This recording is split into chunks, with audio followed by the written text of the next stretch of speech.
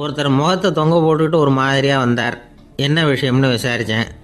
என்னுடைய நண்பன் ஒருத்தங்கிட்ட கருத்து வேறுபாடு, இனிமேல் நமக்குள்ளே எந்த சம்மந்தமும் வேணாம்னு நட்பை முறிச்சிட்டு வந்துட்டேன்னா. நண்பர்கள்னு இருந்தால் கருத்து வேறுபாடு வரத்தான் செய்யும்னு. கருத்து வேறுபாடு வராமல் இருக்கிறதுக்கு ஏதாவது வழி உண்டா அப்படின்னு கேட்டாங்க. அதை பற்றி நிபுணர்கள் சில யோசனைகளை சொல்லியிருக்கிறாங்கன்னு. முதல் விஷயம் என்னென்னா, உங்கள் நண்பனுக்கு ஒரு செய்தி சொல்லணும்னா அதை நீங்களே நேரடியாக சொல்லுங்கள், அல்லது உங்கள் கைப்பட கடிதம் எழுதுங்க. அதாவது நேரடி தொடர்பு முக்கியம். அதை விட்டுட்டு இன்னொருத்தர் மூலமாக நண்பர்களுக்கு செய்தி அனுப்புனா நீங்கள் சொல்கிற செய்தி அப்படியே போய் சேராது, அது சேதமாயிடும். கூட்டி குறைச்சி சொல்லிவிடுவாங்க, அது குழப்பத்தில் கொண்டாந்து விட்டுரும். இது ஒரு யோசனை. ரெண்டாவது யோசனை என்னென்னா, நீங்கள் ஒரு நல்ல காரியத்தை செய்யும் பொழுது உங்கள் நண்பரையும் சேர்த்துக்குங்க, அவருக்கும் அதில் ஒரு ஈடுபாட்டை உருவாக்குங்க. மூணாவது யோசனை, நம்ம பக்கத்தில் இருக்கிற நண்பர் மகிழ்ச்சி அடைகிற மாதிரி ஏதாவது செய்யணும். சின்ன சின்ன செயல்களாக இருந்தாலும் பரவாயில்ல, அவர் நமக்கு எதுவும் செய்யலையே, நாம் எதுக்கு செய்யணும் அப்படின்னு நினச்சிக்கிட்டு இருக்கக்கூடாது. நாலாவது யோசனை என்னென்னா, உங்களுக்கு ஒரு பிரச்சனையா அல்லது உங்கள் நண்பருக்கு ஒரு பிரச்சனையா, எதுவாக இருந்தாலும் 2 பேரும் சேர்ந்து உட்காந்து ஆலோசனை பண்ணுங்கள். நம்ம யோசனையும் கேட்கப்படுதே அப்படிங்கிற நினைப்பே அவருக்கு ஒரு மன நிறைவை உண்டாக்குமா. 5வது யோசனை, உங்கள் நண்பர் ஏதோ ஒரு காரியத்தை செய்கிறார், நீங்கள் உடனே அவசரப்பட்டு நீ செய்கிறது தப்புன்னு தீர்ப்பு சொல்லக்கூடாது. அவர் அதை செய்கிறதுக்கான நியாயங்கள் எவ்வளோ இருக்கும், அதை புரிஞ்சுக்கிறதுக்கு முயற்சி பண்ணணும். 6வது யோசனை, உங்கள் நண்பர் என்ன சொன்னாலும் அதை பொறுமையாக கேளுங்க. அவர் சொல்கிறத புரிஞ்சுக்கணும், அவர் சொல்ல விரும்புகிறத புரிஞ்சுக்கணும், அவர் சொல்ல முடியாமல் தவிக்கிறதையும் புரிஞ்சுக்கணும். இப்படி 3 விதமாகவும் அவரை புரிஞ்சுக்கிட்டு அதுக்கு தகுந்த மாதிரி செயல்படணும். 7வது யோசனை என்னென்னா, உங்கள் நண்பர் உங்ககிட்ட ஏதோ ஒரு கருத்தை சொல்கிறார், அது உங்களுக்கு பிடிக்கல, அதுக்காக உடனே நீ சொல்கிறது சரியில்லை, நான் ஒத்துக்க மாட்டேன் அப்படின்லாம் மறுத்துக்கிட்டு இருக்கக்கூடாது. அவர் சொல்கிறத கேட்கணும், பொறுமையாக சிந்திக்கணும், அதுக்கப்புறம் பதில் சொல்லணும். இப்படிலாம் நடந்துக்கிட்டால் நண்பர்களுக்குள்ள கருத்து வேறுபாடு வர்றதுக்கு வாய்ப்பே இருக்காது அப்படின்னு வல்லுநர்கள் தொகுத்து சொல்லியிருக்கிறாங்க இந்த யோசனைகளை. எனக்கு தெரிஞ்ச சில நண்பர்கள் உண்டு, அவங்களுக்குள்ளேயும் கருத்து வேறுபாடுகள் வராமல் இருக்கிறதுக்கு சில நுட்பங்களை கையாளுறது உண்டு. ஒருத்தர் சொன்னார், அந்த டாக்டர் சின்ன வயசுலேருந்து என் கூட பழகினவர், நாங்கள் 2 பேரும் இணை பிரியாத நண்பர்கள். இருந்தாலும் எனக்கு உடம்பு சரியில்லைன்னா நான் அவர்கிட்ட வைத்தியம் பார்த்துக்க மாட்டேன் அப்படின்னார் ஒருத்தர். ஏன் அப்படின்னு கேட்டேன். எங்கள் நட்பு கெட்டுப்படக்கூடாது இல்லையா, அதனால தான் அப்படின்னாரு இவர். எதிர்காலத்தை நினச்சா எனக்கு ரொம்ப பயமாக இருக்குது சார் அப்படின்னு சொல்கிறவங்க நிறைய பேர் இருக்கிறாங்க. அதாவது பயப்படாத மனிதர்கள்னு யாருமே கிடையாது. ஒவ்வொருத்தருக்கும் ஒவ்வொரு விதமான பயம் இருந்தாலும் ஒட்டுமொத்தமாக பார்க்குறப்போ மனிதனுக்கு 6 விதமான பய உணர்வுகள் வரலாம் அப்படின்னு பெரியவங்க சொல்கிறாங்க. எல்லா விதமான பயமும் இந்த 6 வகைக்குள்ள அடக்கம். அந்த 6 வகை பயமும் 6 எதிரிகள் மாதிரியாம். 6 எதிரிகளையும் புரிஞ்சுக்கிட்டோம்னா போதும், வாழ்க்கையில் சுலபமாக வெற்றி அடைய முடியும். சரி, அந்த 6 வகை பயம் என்னென்ன அப்படின்னு பார்ப்போம். முதல்ல வறுமை பற்றிய பயம், 2வது பழிச்சொல் பற்றிய பயம், 3வது உடல் நலம் பாதிப்பு பற்றிய பயம், 4வது என்னன்னா காதல் தோல்வி, 5வது முதுமை, 6வது மரணம். அதாவது பயப்படுறதுங்கிறது ஒரு மனநிலை தான். இந்த மனநிலையை கட்டுப்படுத்த முடியும், திசை திருப்ப முடியும். சரி, இந்த பயங்களின் அறிகுறிகள் எப்படி இருக்கும்? வறுமை பற்றிய பயம் அப்படின்னு முதல்ல சொன்னோம் இல்லையா, அந்த பயத்தின் அறிகுறிகளை தெரிஞ்சுக்குவோம். எதுலேயும் அக்கறை இல்லாமல் இருக்கிறது, ஒரு குறிக்கோள் இல்லாமல் இருக்கிறது, வறுமையை சகிச்சுக்கிறது, வாழ்க்கையில் கிடைக்கிறது எதுவாக இருந்தாலும் ஆட்சேபனை இல்லாமல் ஏற்றுக்கிறது, மனசாலும் உடம்பாலும் சோர்ந்து போயிருக்கிறது, ஆர்வம், முனைப்பு, கற்பனை திறன் எதுவுமே இல்லாமல் இருக்கிறது. இதெல்லாம் தான் அந்த வறுமை பற்றிய பயத்தின் அறிகுறிகள். அந்த அடுத்தது ஒன்று பார்த்தோமே, பழிச்சொல் பற்றிய பயம்.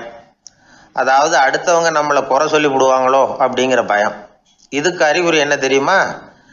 புதியவர்களை சந்திக்கிறதுக்கு பயப்படுறது, முடிவு எடுக்க முடியாமல் குழம்புறது, பிரச்சனைகளை தவிர்க்க விரும்புறது, தாழ்வு மனப்பான்மை, வரவுக்கு மீறி செலவு செஞ்சு இமேஜை உயர்த்திக்கிறது, குறிக்கோள் இல்லாத வாழ்க்கை, இதெல்லாம் தான் அதுக்கு அறிகுறிகள். 3வது பயம் உடல் நலம் பாதிப்பு பற்றிய பயம், அதாவது நோய் பற்றிய பயம். ஒரு உண்மை என்ன தெரியுமா? டாக்டரை சந்திக்கிற மனிதர்களில் 75% பேர் தங்களுக்கு நோய் வந்துட்டுதுங்கிற கற்பனையில் இருக்கிறவங்களாம். நிஜமாவே நோய் கிடையாது அவங்களுக்கு. இந்த பயத்தின் அறிகுறிகள் என்னென்னா, வியாதிக்கான அறிகுறிகள் தன்னிடம் இருக்கிறதாக நினச்சிக்கிறது, எந்த நேரமும் வியாதியை பற்றியே பேசி பேசி மனசை அங்கேயே வச்சிருக்கிறது, நோய் சம்பந்தமான செய்திகளை படித்து நமக்கு இப்படி ஆயிடுமோ அப்படின்னு வேதனைப்படுறது, இதெல்லாம் தான் அதுக்கு அறிகுறிகள். 4வது பயம் காதல் தோல்வி. இது ரொம்ப வேதனை, உடம்பையும் மனசையும் சீரழிச்சு விடும். ஆண்களை விட பெண்கள் தான் இந்த பய உணர்வில் அதிகமாக பாதிக்கப்படுறாங்க. 5வது முதுமை பற்றிய பயம். 6வது மரண பயம், வயசான காலத்தில் எப்படி சமாளிக்கிறது அப்படிங்கிற பயம். ஆக இதையெல்லாம் நாம் புரிஞ்சிக்க வேண்டியது ரொம்ப அவசியம்.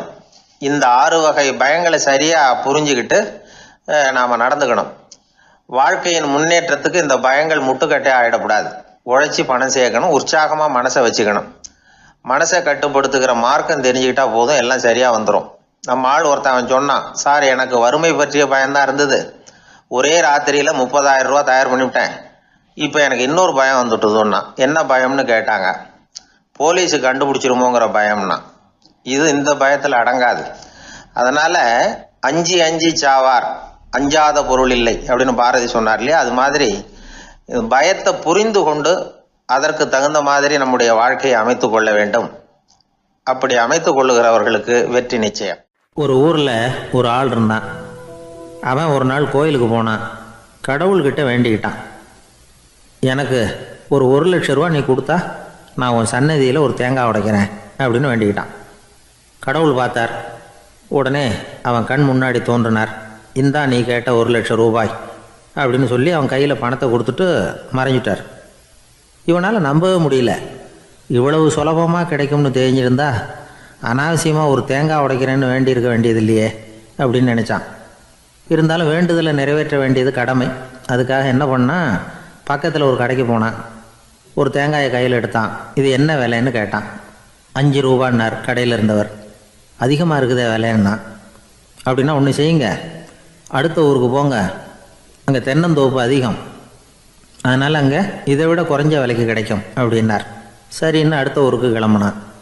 அங்கே போய் விசாரித்தான். ஒரு தேங்காய் 3 ரூபாய் விலைன்னாங்க. இதுவும் அதிகமாக தெரியுதேன்னா. அப்படின்னா ஒன்று செய்ய, அதோ அந்த ஆற்று ஓரமாக ஒரு தென்னை மரம் இருக்குது பார், அதில் நீயே ஏறி பறிச்சுக்கோ, ஒரு தேங்காய்க்கு 1 ரூபா கொடுத்தா போதும் அப்படின்னார் அந்த தோப்புக்கு சொந்தக்காரரு. இவனுக்கு மரம் ஏற தெரியாது, இருந்தாலும் ஆசை யாரை விட்டுது, விலை சல்லிசாக இருக்குதே. ஆற்று ஓரம் போனால் தட்டு தடுமாறி அந்த மரத்தில் ஏறினா அந்த தென்னை மரம் வளைஞ்சி ஆற்று பக்கம் போய் அப்புறம் நிமிர்ந்து இருந்தது. அதாவது மரத்தின் உச்சி சரியாக ஆற்றுக்கு நடுவில் இருந்தது. ஆற்றுல வெள்ளம் கரபுரண்டு ஓடிக்கிட்டு இருக்கு. இவன் கடவுள் கொடுத்த 1,00,000 ரூபாயை மடியில் வச்சு இறுக்கி கட்டிக்கிட்டான். உச்சிக்கு போய் காய் பறிக்கிற சமயத்தில் காற்றும் மழையும் பலமாக கலந்து அடிக்க ஆரம்பிச்சுட்டுது. கால் வழுக்கி விட்டுட்டுது. இவன் சடார்னு ஒரு தென்னை மட்டையை பிடிச்சிக்கிட்டு தொங்க ஆரம்பிச்சிட்டான். கீழே பயங்கரமான வெள்ளம், மடியில் 1,00,000 ரூபா பணம், என்ன செய்கிறதுன்னு தவிக்கிறான். இந்த சமயம் கரையில் ஒரு யானை பாகன் யானையை குளிப்பாட்டிக்கிட்டு இருக்கிறான். அது அவன் கண்ணில் பட்டது. ஐயா ஒரு உதவின்னு கத்துனான். அவன் என்ன செய்யணும்னு கேட்டான். உன் யானையை மெதுவாக இங்கே அழைச்சிட்டு வா, எனக்கு நேராக கீழே நிறுத்து, என் காலை பிடிச்சி மெதுவாக கீழே இறக்கி விட்ரு, என் மடியில் இருக்கிற பணத்தில் உனக்கு 10,000 ரூபா தரேன் அப்படின்னா. அவன் பார்த்தான், காலை கையை பிடிச்சா கூட எவனும் இந்த காலத்தில் 10 ரூபாய்க்கு மேலே தரமாட்டேங்கிறான், இவன் காலை பிடிச்சா 10,000 தர்றேங்கிறான் அப்படின்னு யோசனை பண்ணான். உடனே யானையை கொண்டுட்டு போனான். அவனுக்கு நேராக கீழே நிறுத்தினான். அவன் காலை பிடிச்சான். அவ்வளவுதான். அந்த நேரம் பார்த்து யானை மெதுவாக நடந்து அப்பால் போட்டுது. இப்போ யானை பாகன் அவன் காலை கெட்டியாக பிடிச்சிக்கிட்டு தொங்குறான். பரிதாபமாக மேலே பார்க்குறான். அவன் மட்டையை பிடிச்சிக்கிட்டு தொங்குறான். இப்போ யானை பாகன் சொல்கிறான், தம்பி மட்டையை விட்டுறாத, கெட்டியாக பிடிச்சிக்கோ, நான் உனக்கு 10,000 ரூபா தரேன், இதோ மடியில் தான் வச்சுருக்கேன்னா.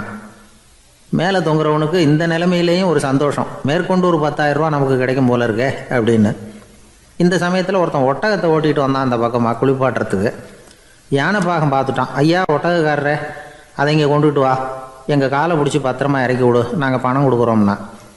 அவனும் பணத்துக்கு ஆசைப்பட்டு வந்தான். அவன் காலை பிடிக்கிற சமயம் ஒட்டகமும் நழுவி போட்டுது. இப்போ 3 பேருமே வரிசையாக தொங்குறாங்க. ஒட்டகக்காரன் கத்துறான், தம்பி மட்டையை விட்டுறாத, கெட்டியாக பிடிச்சிக்கோ, நான் என் மடியில் இருக்கிற 5,000 உனக்கு தந்துடுறேன்னா. மேலே தொங்குறவனுக்கு இன்னமும் சந்தோஷம், இவனும் பணம் தர்றேங்கிறான். அப்படின்னா இன்றைக்கி நமக்கு மொத்த பண வரவு எவ்வளவு அப்படின்னு ஒவ்வொன்றா கூட்டி பார்க்க ஆரம்பித்தான். மனக்கணக்கு சரியாக வரல. அதனால் அப்படியே விரலை விட்டு எண்ண ஆரம்பித்தான். அவ்வளவுதான், மட்டையை விட்டுட்டு கை நழுவி வந்துட்டுது. 3 பேரும் பொத்துன்னு ஆற்றுல விழுந்தாங்க. படாத பாடுபட்டு தட்டு தடுமாறி கரைக்கு வந்து சேர்ந்தாங்க. 3 பேர் மடியில் இருந்த பணமும் ஆற்றோட போட்டுது. பேராசை பெருநஷ்டம் அப்படின்னு ஒரு பழமொழி இருக்குல்ல, அதை விளக்கறதுக்காக சொல்லப்பட்ட கதை இது. இந்த காலத்தில் ஒருத்தர் ஒரு நீச்சல் குளத்தில் நீச்சல் அடிச்சுக்கிட்டு இருக்கிறார். காவலுக்கு இருந்தவர் அதை கவனிச்சுட்டார். கரையிலேருந்து சத்தம் போட்டாராம், இதோ பாருங்கள், இங்கே ராத்திரி 8 மணிக்கு மேலே நீச்சல் அடிக்கிறது சட்டப்படி குற்றம், அதுக்கு அனுமதி கிடையாது, தெரியாதா உங்களுக்கு அப்படின்னாராம். இதுக்கு அவர், ஐயையோ, நான் நீச்சல் அடிக்க வந்தவன் இல்லைங்க, சும்மா சுற்றி பார்க்க வந்தவன், தடுமாறி குளத்தில் விழுந்துட்டேன், நீச்சல் தெரியாது, அதனால் தத்தளிச்சுக்கிட்டு இருக்கிறேன் அப்படின்னு கத்துனாராம். கரையில் இருந்தவர் பார்த்தார். ஓ அப்படின்னா சரி, அதுக்கு ஒன்றும் தடை இல்லை அப்படின்னு சொல்லிவிட்டு அவர் பாட்டுக்கு நடந்து போயிட்டாராம். காசியில் இருக்கிற கடவுள் காசி விஸ்வநாதர், அங்கே இருக்கிற தேவி காசி விசாலாட்சி. இவங்க 2 பேரும் ஒரு நாள் பேசிக்கிட்டு இருந்தப்போ கடவுள் சொன்னார், இந்த மனிதர்களை நாம் ரொம்பவும் நம்பிக்கையோடு தான் படைச்சிருக்கிறோம், இருந்தாலும் அவங்களுக்கு தான் நம்பிக்கை இல்லை, எதுலேயும் ஒரு உண்மையான நம்பிக்கை இல்லாமல் வாழ்ந்துக்கிட்டு இருக்கிறாங்க அப்படின்னார். என்ன அப்படி சொல்கிறீங்க? அதை பாருங்கள், எவ்வளவு பேர் காசியை தேடிட்டு வந்து கங்கையில் குளிச்சுக்கிட்டு இருக்கிறாங்க, அவங்களெலாம் நம்பிக்கை இல்லைன்னா இவ்வளவு தூரம் தேடிட்டு வந்து இங்கே குளிப்பாங்களா அப்படின்னு நாங்கள் தேவி. சரி, அதை சோதித்து பார்க்கலாம் அப்படின்னு 2 பேரும் முடிவு பண்ணிக்கிட்டாங்க. உடனே ஒரு திட்டம் போட்டாங்க. அது எப்படின்னா, நாம் 2 பேருமே பக்தர்கள் மாதிரி உருவத்தை மாற்றிக்கிட்டு கங்கை கரைக்கு போக வேண்டியது.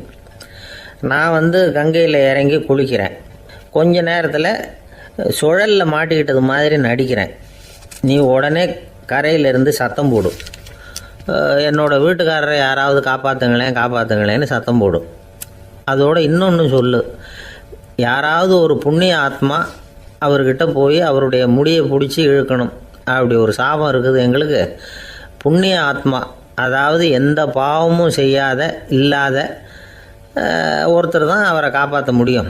அப்படிப்பட்டவங்க யாராவது வெள்ளத்தில் குதித்து என்னுடைய கணவரை காப்பாற்றுங்கோ அப்படின்னு நீ சத்தம் போடு, கூச்சல் போடு, என்ன நடக்குதுன்னு பார்க்கலாம் அப்படின்னார் கடவுள். சரின்னு சொல்லி 2 பேருமா சாதாரண பக்தர்கள் மாதிரி கங்கை கரைக்கு வந்து சேர்ந்தாங்க. அவர் இறங்கி குளித்தார். திட்டம் போட்டது மாதிரியே சுழலில் மாட்டிக்கிட்டது மாதிரி கத்துனார்.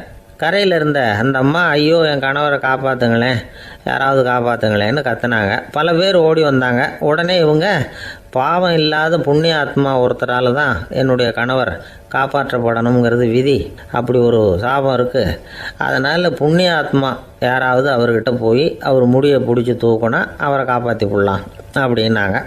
இவங்க இப்படி சொன்னதும் எல்லாரும் திகைச்சு போய் நின்றுட்டாங்க. ஒவ்வொருத்தருக்கும் அவங்க செஞ்ச பாவம்லாம் ஒவ்வொன்றா ஞாபகத்துக்கு வர ஆரம்பிச்சுட்டுது.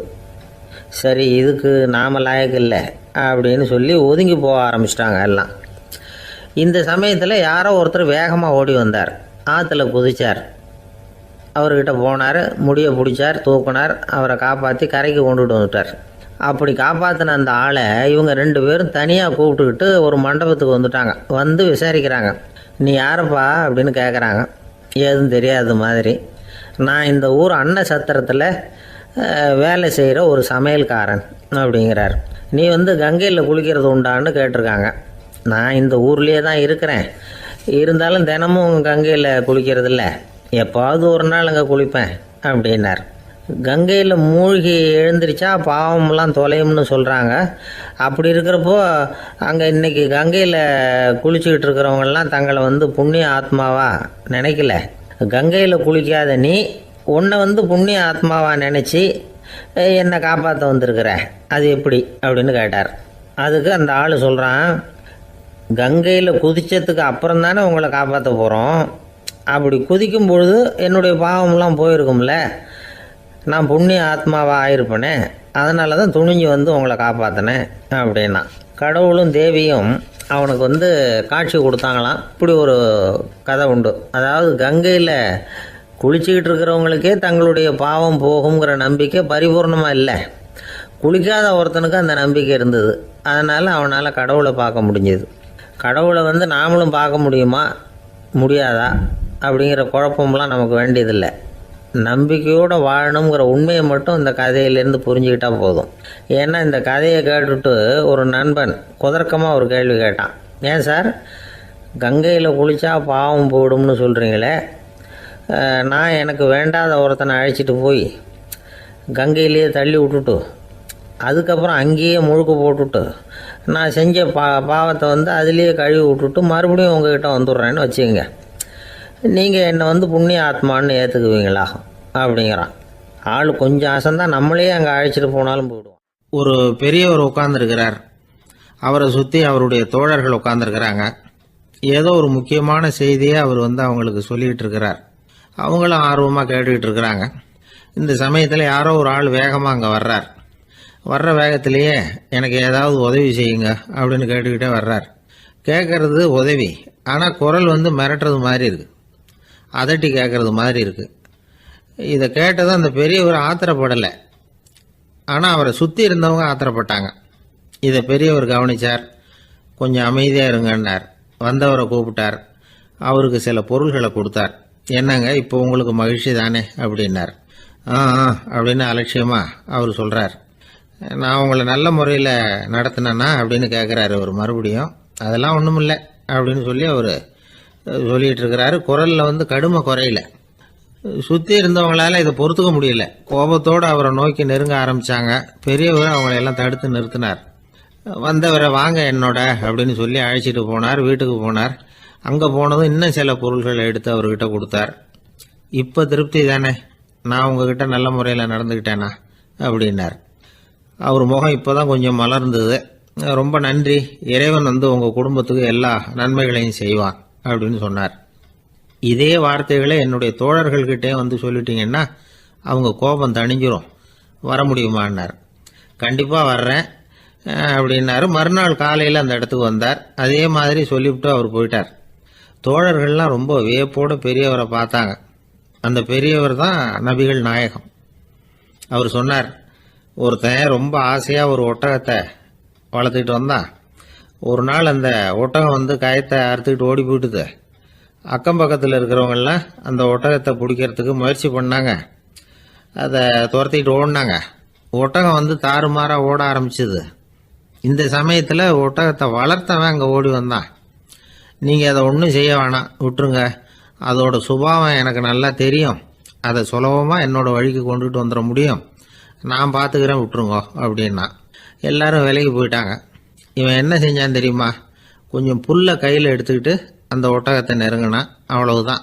அது ஓடி இவன் காலடியில் உட்காந்துக்கிட்டது. செல்லமாக அதை அப்படியே தடவி கொடுத்தான். முதுகில் ஏறி உட்காந்துக்கிட்டான். அது பாட்டுக்கு சாதுவாக நடந்து போகுது. இந்த கதையை நபிகள் நாயகம் தம்முடைய தோழர்களுக்கு சொல்கிறார். ஒட்டகத்தை மட்டும் இல்லை, சில மனிதர்களையும் கூட சில விதத்தில் அணுகிதான் அவர்களை சீர்திருத்த வேண்டியிருக்குது அப்படிங்கிறத அவங்களுக்கு உணர்த்தினார். இது ஒரு அழகான உளவியல் அணுகுமுறை. சில குடும்ப தலைவர்கள் கூட இந்த ஒட்டகம் மாதிரி நடந்துக்கிறது உண்டு, அப்புறம் அடங்கி போகிறதும் உண்டு. ஒரு குடும்ப தலைவர் காலையில் எழுந்திரிச்சதுலேருந்து சத்தம் போட்டு கத்திக்கிட்டு இருப்பார். பக்கத்தில் இருந்தவங்கலாம் ஓடி போய் சமாதானம் பண்ணி பார்த்தாங்க. அவர் ஓயறது மாதிரி தெரியல. கடைசியில் அவர் மனைவி வந்தாங்க. நீங்கள் எல்லாம் விலைக்கு போயிடுங்க, அவர் சுபாவம் எனக்கு தெரியும், நான் பார்த்துக்கிறேன் அப்படின்னாங்க. சரின்னு எல்லாரும் போயிட்டாங்க. சாயந்தரமாக பார்க்குறாங்க, அவர் சத்தம் இல்லாமல் ஒரு மூலையில் உட்காந்துருக்கிறார். ரொம்ப சாதுவா. ஆச்சரியமாக இருந்தது. என்னம்மா பண்ணீங்கன்னு கேட்டாங்க. அது ஒன்றும் இல்லைங்க, ஒரு வேளை சாப்பாட்டை நிறுத்தினேன், பட்னி போட்டேன், அவ்வளவுதான் அப்படின்னாங்க அந்த அம்மா. ஒரு பள்ளிக்கூடம் வகுப்பு நடந்துக்கிட்டு இருக்கு. ஆசிரியர் பாடம் நடத்திக்கிட்டு இருக்கிறார். நடத்தி முடித்த உடனே கேட்டார், மாணவர்களே, இதுவரைக்கும் நான் நடத்தின பாடத்தில் உங்களுக்கு ஏதாவது சந்தேகம் இருக்கா அப்படின்னு கேட்டார். அப்புறம் ஒவ்வொருத்தராக கேட்டார். ஒரு மாணவன் எழுந்திரிச்சான். சார், எனக்கு சந்தேகம் எதுவுமே இல்லைன்னா. ஏன்னு கேட்டார். ஏன்னா எனக்கு நீங்கள் நடத்தின பாடம் தெளிவாக புரிஞ்சுட்டுது, அதனால் சந்தேகம் வரலன்னா. இன்னொரு மாணவன் எழுந்திரிச்சான். சார், எனக்கும் சந்தேகம் எதுவும் இல்லைன்னா. ஏண்டான்னு கேட்டார். ஏன்னா எனக்கு நீங்கள் நடத்தின பாடம் எதுவுமே புரியல, அதனால் சந்தேகம் வரல அப்படின்னா. இந்த இடத்துல நாம் கொஞ்சம் சிந்திச்சு பார்க்கணும். இந்த உலகத்தில் எல்லாம் புரிஞ்ச ஒருத்தனுக்கும் சந்தேகம் வராது, எதுவுமே புரியாத ஒருத்தனுக்கும் சந்தேகம் வராது. அறகுறையாக புரிஞ்சுக்கிட்டவன் இருக்கான் பாருங்க, அவனுக்கு தான் அடிக்கடி சந்தேகம் வரும். ஆக மாணவர்களை இந்த 3 வகையாக பிரிக்கலாம். அதே மாதிரி தான் மனிதர்களையும் 3 வகையாக பிரிக்கிறாங்க ஆன்மீகவாதிகள். ஒரு ஆன்மீக பெரியவர் என்ன சொல்கிறார் தெரியுமா? இந்த உலகத்தில் 3 வகையான மனிதர்கள் இருக்கிறாங்களாம். முதல் வகை எப்படி தெரியுமா? இவங்களுக்கு எதையும் தெரிஞ்சுக்கணுங்கிற அவசியமே கிடையாது. ஏன்னா அவங்களுக்கு எல்லாமும் தெரியும். இவங்க ஞானத்தின் முழு வடிவாக இருக்கிற காரணத்தினால அவங்களுக்கு எந்த சந்தேகமும் இல்லை, எந்த கேள்விகளும் கிடையாது. இந்த நிலையில் இருக்கிறவன் கிருஷ்ணன். எல்லாத்துக்கும் விட தெரிஞ்சுக்கிட்ட நிலையில் அவன் விடையாக மாறிவிட்டான் அப்படின்னு சொல்லுவாங்க. 2வது நிலையில் இருக்கிறவன் அர்ஜுனன். இவனுக்கு எப்போ பார்த்தாலும் கேள்விதான், சந்தேகம்தான். பதில் சொல்ல சொல்ல அவனுக்கு இருக்கிற சந்தேகமும் அதிகமாகிக்கிட்டே இருக்கும், குறையவே குறையாது. அர்ஜுனன் மாதிரி உள்ளவங்க எப்பவும் கேள்வி கேட்டுக்கிட்டே இருப்பாங்க. ஒரு கேள்விக்கு விடை கிடைச்சுட்டுன்னு வைங்க, உடனே இன்னொரு கேள்வி அவங்ககிட்ட இருந்து வரும். கிருஷ்ணனுடைய நிலை எப்படின்னா அது கேள்விகளே அற்ற ஒரு நிலை. அர்ஜுனனுடைய நிலை எப்படின்னா அது கேள்விகளை தவிர வேறு எதுவும் அற்ற ஒரு நிலை. இவங்களை தவிர இன்னொரு ஆள் இருக்கிறான், அவனுக்கும் கேள்விகள் அற்ற ஒரு நிலை தான். அவன் யாருன்னா துரியோதனன். இவனுக்கு தெரிஞ்சுக்கணுங்கிற எண்ணமே சுத்தமாக கிடையாது. ஆவலே இல்லைங்கிறதுனால அதை புரிஞ்சுக்கணுங்கிற அவசியமும் இல்லை. அதனால் அவனுக்கு கேள்விகள் அற்ற ஒரு நிலையில் அவன் இருந்துக்கிட்டு இருக்கிறான். எல்லா பதிலும் தெரிந்து கொண்ட நிலையில் கிருஷ்ணனும் கேள்விகள் அற்ற நிலையில் இருக்கிறான். தெரிஞ்சுக்கணுங்கிற ஆவலே இல்லாத துரியோதனனும் கேள்விகள் அற்ற நிலையிலே இருக்கிறான். இப்படியும் இல்லாமல் அப்படியும் இல்லாமல் 2ம் கெட்டான் நிலையில் இருக்கிறானே, அவன் தான் அர்ஜுனன். அதனால் பெரியவங்கள்லாம் என்ன சொல்கிறாங்கன்னா, இந்த உலகத்தில் அர்ஜுனன்களாக இருக்கிறவங்க ஒன்று துரியோதனனாக மாறிடணும், இல்லைன்னா கிருஷ்ணனாக மாறிடணும். இதை தவிர வேறு வாய்ப்பு இல்லை. துரியோதனன் மாதிரி உள்ளது விலங்கு நிலை, கிருஷ்ணன் மாதிரி உள்ளது தெய்வ நிலை. அர்ஜுனன் விலங்காவும் ஆக முடியல, தெய்வமாகவும் ஆக முடியல. இப்படி 2ம் கெட்டானா இருக்கிற வரைக்கும் இந்த கேள்விகளும் பிரச்சனைகளும் இருந்துக்கிட்டே தான் இருக்கும். இதுதான் பெரியவர்கள் சொல்லுகிற அனுபவ உண்மை. ஒரு ஆசிரியர் ரொம்பவும் விரிவாக விளக்கமாக பாடம் நடத்தின பிறகு, மாணவர்களே ஏதாவது சந்தேகம் இருந்தால் கேளுங்கன்னாராம். ஒரு மாணவன் எழுந்திரிச்சான். சார் எனக்கு ஒரு சந்தேகம்னா. என்னன்னு கேட்டார். இது வரைக்கும் என்ன பாடம் சார் நடத்துனீங்க அப்படின்னா அந்த பையன். ஒரு ஊர்ல ஒரு பெரியவர் இருந்தார். அவரு ஒரு கோடீஸ்வரர். நிறைய நல்ல காரியங்கள்லாம் செஞ்சுக்கிட்டு இருந்தார். அவரை தேடி நிறைய பேர் வருவாங்க. இவரும் தன்னால முடிஞ்ச உதவியை அவங்களுக்கு செய்வார். ஒரு சமயம் 3 பிச்சைக்காரர்கள் இவரை தேடி வந்தாங்க. ஏதாவது பொருள் உதவி பெறலாம்னு நினைச்சு 3 பேரும் ஒரே நேரத்துல வரல, தனித்தனியா வந்தாங்க.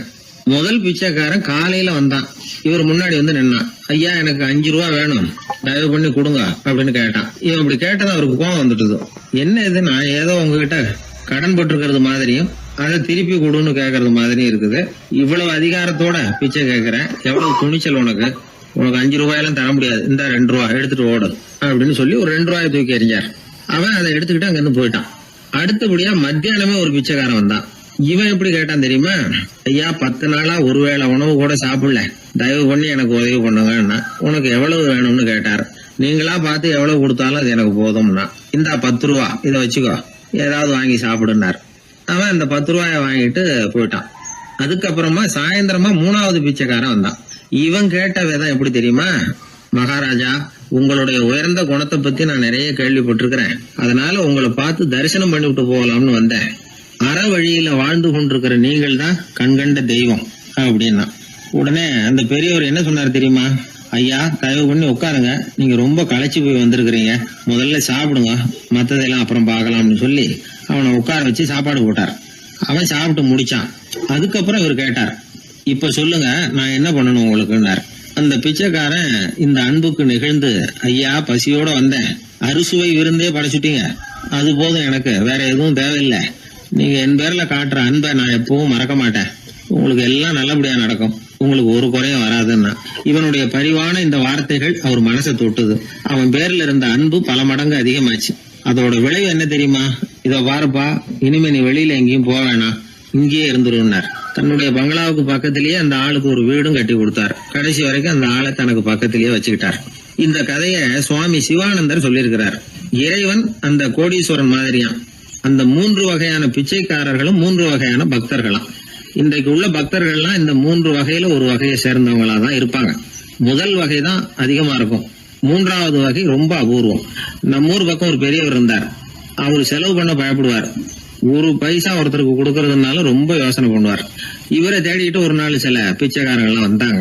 ஐயா, நாங்கெல்லாம் சேர்ந்து ஒரு பிச்சைக்காரர்கள் சங்கம்னு ஆரம்பிக்கிறோம். அதுக்கு நீங்க ஒரு 1000 ரூபாய் நிதி உதவி பண்ணுனா தேவையில்லைன்னாங்க. அதெல்லாம் ஒன்னும் கொடுக்க முடியாது, அவ்வளவு பணம்லாம் என்கிட்ட கிடையாதுன்னு விட்டார் அவர். சரி, ஒரு 100 ரூபாயாவது கொடுங்களே அப்படின்னு கேட்டிருக்கிறாங்க. அதுவும் முடியாதுன்னாரு. இவங்க இன்னமும் இறங்கி வந்தாங்க. சரி, ஒரு 10 ரூபாயாவது கொடுங்க அப்படின்னு கேட்டு பார்த்தாங்க. அதெல்லாம் கிடையாதுன்னு ஒரே முடிவா சொல்றாரு அவரு.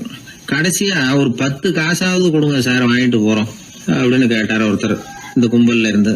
அது கூட என்கிட்ட கிடையாதுன்னு ரொம்ப துல்லியமா சொல்லிவிட்டாரு அந்த பெரிய மனிதர். அதாவது எதுவுமே கொடுக்க முடியாது, நீங்க போயிட்டு வாங்க விட்டார். அப்ப இந்த கும்பல்ல இருந்து ஒருத்தர் சொன்னார், சரி நீங்க எதுவுமே தர முடியாதுங்கிறீங்க, அப்படின்னா ஒண்ணு செய்யுங்களேன்னாங்க. என்ன செய்யணும்னாரு. பேசாம நீங்களும் எங்க சங்கத்துல ஒரு மெம்பரா சேர்ந்துருங்க அப்படின்னாங்களாம். இப்படி இருக்கிற மனிதர்கள் அதிகம். அதனால இந்த 3 பிச்சைக்காரர்கள் அப்படிங்கிற இந்த கதையிலிருந்து நாம புரிந்து கொள்ள வேண்டியது, எப்படி பேசணும், எப்படி பக்தி செலுத்தணும், எப்படி இந்த உலகத்துல வாழணும் அப்படிங்கிற கருத்து பூராவும் இந்த அறவுரையிலிருந்து நாம புரிந்து கொள்ளலாம். ஒரு நண்பர் ஆனந்தமா சிகரெட் பிடிச்சிக்கிட்டு இருந்தார். இந்த பழக்கத்தை விட்டுவிடுங்களேன் அப்படின்னு சொல்லி பார்த்தோம். விட்டுடலாம்னு தான் பாக்குறேன், ஆனா முடியலையேன்னார். மனசு வச்சா எல்லாம் முடியும் அப்படின்னோம். அவர் கொஞ்ச நேரம் யோசனை பண்ணார். அப்புறம் சொன்னார், சரி சார், இதுதான் நான் பிடிக்கிற கடைசி சிகரெட் அப்படின்னு சொல்லி ரொம்ப அழுத்தமா புகையை உள்ளுக்கு இழுத்தார். அதுக்கப்புறம் அந்த துண்டு சிகரெட்டை வீசி எறிஞ்சுட்டார். ஒருத்தர் இது மாதிரி தீர்மானம் பண்ணி தன்னுடைய கடைசி சிகரெட்டை தூக்கி எறிஞ்சுட்டாருன்னா அது ஒரு பெரிய விஷயம்தான். அதுக்கு பிறகு அவர் உடம்புல படிப்படியா என்னென்ன மாற்றங்கள் நடக்கும் அப்படிங்கறத பத்தி ஒரு விவர பட்டியலே வெளியிட்டு இருக்கிறாங்க. அது என்ன விவரம் தெரியுமா? ஒருத்தர் புகைப்பிடிக்கிற பழக்கத்தை நிறுத்துறாருன்னு வச்சுங்க. அப்படி அவர் நிறுத்தின 20 நிமிடங்களுக்குள்ள உயர் ரத்த அழுத்தம், உடல் வெப்பம், நாடி துடிப்பு இதெல்லாம் சரியான நிலைமைக்கு வந்துருதான். 8 மணி நேரத்துக்குள்ள இந்த ஸ்மோக்கர்ஸ் பிரீத் அப்படிங்கிற தன்மை மறைஞ்சிருதான். ரத்தத்தில் உள்ள கார்பன் மோனாக்சைடு அளவு குறையுதான், ஆக்சிஜன் அளவு கூடுதான், சரியான அளவுக்கு வந்துருதான். ஒருத்தர் கடைசி சிகரெட்டை தூக்கி எறிஞ்சுட்டாருன்னா 24 மணி நேரத்துக்குள்ள மாரடைப்பு ஏற்படுறதுக்கான வாய்ப்பு குறைஞ்சுடுதான். 48 மணி நேரத்துக்குள்ள உணர்வு நரம்புகளின் முனைப்பகுதிகள் மறுபடியும் ஒன்று சேர்ந்துருதான். அதனால நாக்கு சுவை உணர்வு, மூக்கின் முகரும் சக்தி இதெல்லாம் மேம்படுதான், நல்ல நிலைமைக்கு வந்துருதான். சிகரெட்டை நிறுத்தின 3 நாளுக்குள்ள மூச்சு விடுறது சுலபமாயிடுதான். இப்படி அவங்க பட்டியல் நிறைய சொல்றாங்க. 2 அல்லது 3 மாசத்துக்குள்ள என்ன ஆகும் தெரியுமா? ரத்த ஓட்டம் மேம்படுது, நடக்கிறது சுலபமாயிடுது. நுரையீரல் கொள்ளளவு 30% அதிகரிக்குது. 1 to 9 மாசத்துக்குள்ள சுவாச குறைபாடுகள் நீங்குது. நுரையீரல்ல இருக்கக்கூடிய இந்த அசுத்தம் வடிகட்டும் திசுக்கள் சரியா வேலை செய்ய ஆரம்பிச்சிருது. 1 வருஷத்துக்குள்ள இந்த இதய அழுத்த நோய்க்கான வாய்ப்பு பாதியா குறைஞ்சிருது. இந்த சிகரெட்டை நிறுத்தின 5 வருஷத்துக்குள்ள ஒரு நாளைக்கு 1 பாக்கெட் சிகரெட் பிடிக்கிறவர்கள்ல நுரையீரல் புற்றுநோயினால சாகிறவர்கள் எண்ணிக்கை பாதியா குறைஞ்சிருது. புற்றுநோய் செல்கள் சீரமைக்கப்படுது. ஆக ஒருத்தர் புகைக்கிறத விட்டுணும்னு தீர்மானம் பண்ணி தன் கையில் இருக்கிற சிகரெட்டை இதுதான் கடைசின்னு சொல்லி தூக்கி எறிஞ்சுட்டா அதுக்கப்புறம் படிப்படியா இவ்வளவு நன்மைகளும் மாற்றங்களும் ஏற்படுறதாக இந்த அமெரிக்கன் கேன்சர் சொசைட்டி தெரிவிச்சிருக்குது. அதனால புகைப்பழக்கம் உள்ளவங்க இதெல்லாம் கொஞ்சம் யோசிச்சு பார்த்து அந்த பழக்கத்தை விட்டு விடுறது ரொம்ப நல்லது.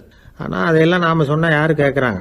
என்னுடைய நண்பர் ஒருத்தர் புகைப்பழக்கம் உள்ளவர், அவர் என்கிட்ட சொன்னார், சார், சிகரெட் பிடிக்கிற பழக்கத்தை விட்டு விடுறது என்னை பொறுத்த வரைக்கும் ஒன்றும் பெரிய கஷ்டமான செயல் இல்லை, அது ரொம்ப சுலபம் அப்படின்னார். எப்படி சொல்றீங்கன்னு கேட்டேன். நான் ஏற்கனவே 20 தடவை அந்த பழக்கத்தை விட்டுருக்கேன் சார் அப்படின்னார் ரொம்ப பெருமையா. மனுநீதி சோழன் வரலாறு நமக்கு தெரியும். அது மாதிரி நீதி தவறாத ஆட்சியாளர்கள் பல பேர் இருந்திருக்கிறாங்க இந்த உலகத்துல. ஹசரத் உமர் பின் கத்தாப் அப்படின்னு ஒருத்தர், இஸ்லாத்தின் 2வது கலீஃபா இவர். அவருடைய ஆட்சி காலத்துல நடந்த ஒரு நிகழ்ச்சி. இந்த மன்னருக்கு ஒரு மகன், அவர் பேரு அபு ஷஹ்மா. அந்த மிசர் நாட்டு கவர்னர் அமர் பின் ஆஸ், அந்த மன்னருடைய மகன் கவர்னர் அவர்களுடைய கவனிப்புல இருந்தார். அந்த சமயத்துல ஒரு நாள் அவர் மதுபானா இருந்தனர். கவர்னருக்கு தெரிஞ்சு போச்சு. அவருக்கு தர்ம சங்கடமா போட்டுது. தவறு செஞ்சது மன்னருடைய மகன். கவர்னர் யோசனை பண்ணார். அவர் மெதுவா தன்னுடைய வீட்டுக்கு அழைச்சிட்டு வந்தார். அதிகமா அவரை கஷ்டப்படுத்தாம ஒரு சின்ன தண்டனை கொடுத்து பிரச்சனையை தீர்த்துட்டார். ஏதோ பேருக்கு ஒரு தண்டனை, அவ்வளவுதான். இது நடந்து கொஞ்ச நாள் கழிச்சு மன்னருக்கு இந்த விஷயம் தெரிஞ்சு போச்சு. தன்னுடைய மகன்கிறதுனால கவர்னர் லேசான தண்டனையோட விட்டுட்டார் அப்படிங்கறத புரிஞ்சுக்கிட்டார். உடனே கவர்னருக்கு தகவல் அனுப்பினார். அமர் பின் ஆஸ் அவர்களே, என்னுடைய மகன் மதுபானம் அருந்தி இருக்கிறான், அது உங்களுக்கு தெரிஞ்ச உடனே தண்டனை கொடுத்திருக்கிறீங்க. கலீஃபாவின் மகன்கிற காரணத்தினால குறைவான தண்டனையை கொடுத்ததாக கேள்விப்படுறேன். இது ஷரியத்தின்படி மாபெரும் குற்றம். உங்களுடைய நடத்தையும் மன்னிக்க கூடியதல்ல. இந்த கடிதம் கண்ட உடனே மகன் அபு ஷஹ்மாவை மதீனாவுக்கு அனுப்பி வைக்க வேண்டியது அப்படின்னு கடிதம் எழுதினார். அதை பார்த்தார் கவர்னர். உடனே கலீஃபாவின் மகனை மதீனாவுக்கு அனுப்பி வச்சார். மன்னர் முன்னாடி நீதி விசாரணை நடக்குது. தன்னுடைய மகனுக்கு சவுக்கடி வழங்கும்படியா உத்தரவிடுறார் ஹசரத் உமர் பின் கத்தாப். தண்டனை நிறைவேற்றப்பட்டது. கூடியிருந்தவர்கள்லாம் ஐயா கொஞ்சம் கருணை காட்டுங்க அப்படின்னு சொல்லி மன்னர் கிட்ட வேண்டிக்கிட்டாங்களாம். இந்த வேண்டுகோளை மன்னர் ஏத்துக்கல. நீதியின் முன்னால் தந்தை மகன் அன்பு நேசம் உறவு இந்த முறைகளை எல்லாம் கவனிக்க முடியாது. குற்றம் செஞ்சவர் தண்டிக்கப்பட வேண்டியவர், அவர் யாரா இருந்தாலும் சரி அப்படின்னாராம். எல்லா ஆட்சியாளர்களுமே கவனிக்க வேண்டிய ஒரு செய்தி இது. அவர் ஒரு நாள் தன்னுடைய அரசாங்க கணக்கு வழக்குகளை பார்த்துட்டு இருக்கிறார். அந்த சமயத்துல அவரை பார்க்க ஒரு பெரிய மனிதர் வந்தார். இவர் தன்னுடைய சொந்த வேலை காரணமா வந்திருக்கிறார் அப்படிங்கறத அவர் புரிஞ்சுக்கிட்டார். உடனே அது வரைக்கும் எரிஞ்சுகிட்டு இருந்த விளக்க அணைச்சுட்டு இன்னொரு விளக்க ஏற்றி வச்சுக்கிட்டாராம். இந்த செயலுக்கு என்ன காரணம்னு கேட்டிருக்கிறார் வந்தவர். இதுக்கு அவரு சொன்னார், ஐயா நீங்க வந்த போது இங்க எரிஞ்சுகிட்டு இருந்தது அரசாங்க விளக்கு, இப்ப எரியறது சொந்த விளக்கு. சொந்த விஷயங்களை பேசுறப்போ அரசாங்க பணத்தை செலவு பண்ணக்கூடாது, அதனாலதான் விளக்க மாத்தனே அப்படின்னாராம். இப்படிலாம் பல பேர் இந்த உலகத்துல இருந்திருக்கிறாங்க. ஆனா இப்ப எல்லாம் பல பேர் அப்படி இருக்கிறது இல்ல. ஒருத்தர் அப்படிதான் அரசாங்க விஷயங்களை பார்த்துக்கிட்டு உட்கார்ந்து இருக்கிறார். அந்த சமயத்துல ஒரு பெரிய தொழில் அதிபர் அவரை பார்க்க வந்திருக்கிறார். இவரு சடார்னு எழுந்திருச்சு எரிஞ்சுகிட்டு இருந்த விளக்க அணைச்சுட்டார். எங்கும் ஒரே இருட்டு. ஏன் விளக்க அணைச்சுட்டீங்கன்னு கேட்டிருக்கிறார் வந்தவர். இங்க நடக்கிறது மத்தவங்க கண்ணுல பற்றக்கூடாது அப்படிங்கறதுக்காக தான் விளக்க அணைச்சேன். நீங்க கொண்டு வந்திருக்கிறத அப்படி ஒரு ஓரமா வச்சுட்டு போடுங்க, அதுக்கப்புறமா விளக்க போட்டு நான் எடுத்துக்கிறேன் அப்படின்னாராம் இவர். சாலை ஓரமா அழுதுகிட்டு உட்காந்துருந்தான்.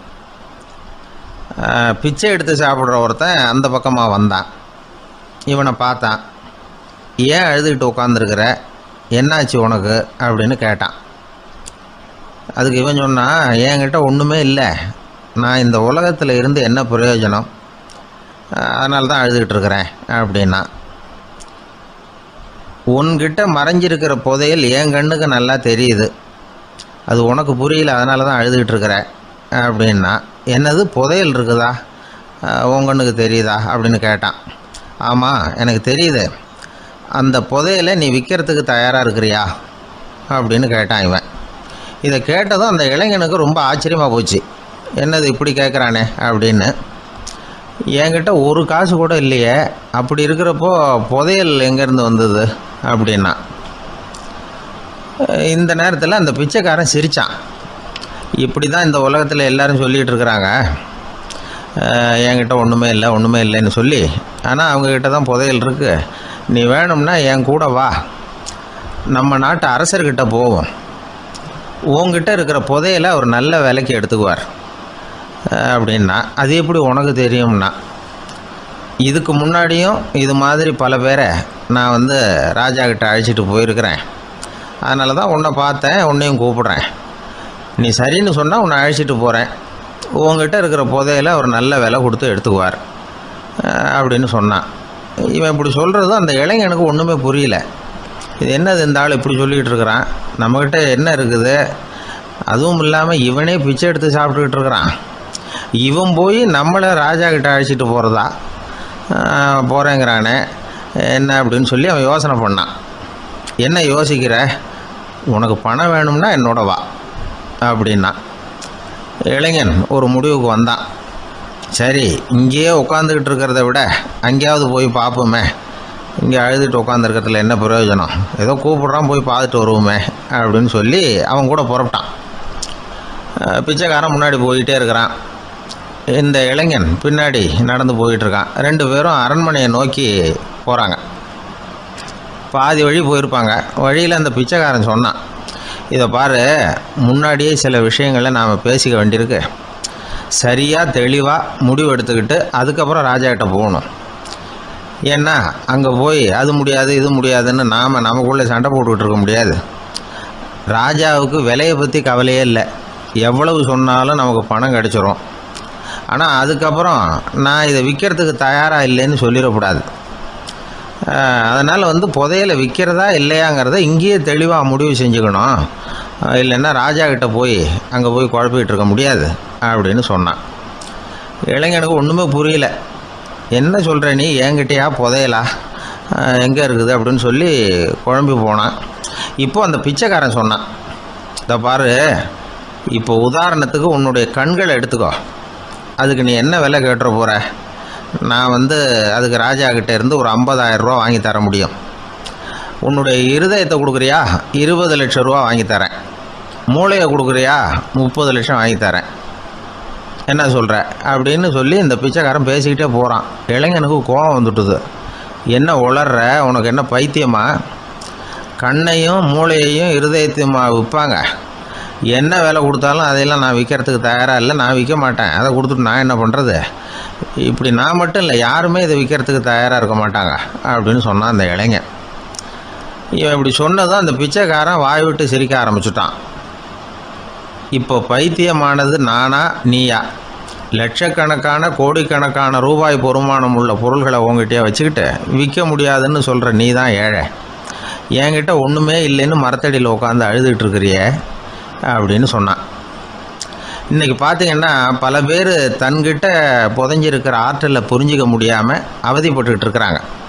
நம்மக்கிட்ட என்ன இருக்குங்கிறது அவங்களுக்கு தெரியறதில்ல. அதனால தான் என்கிட்ட ஒன்றுமே இல்லைன்னு சொல்லி அழுதுகிட்டு இருக்கிறாங்க.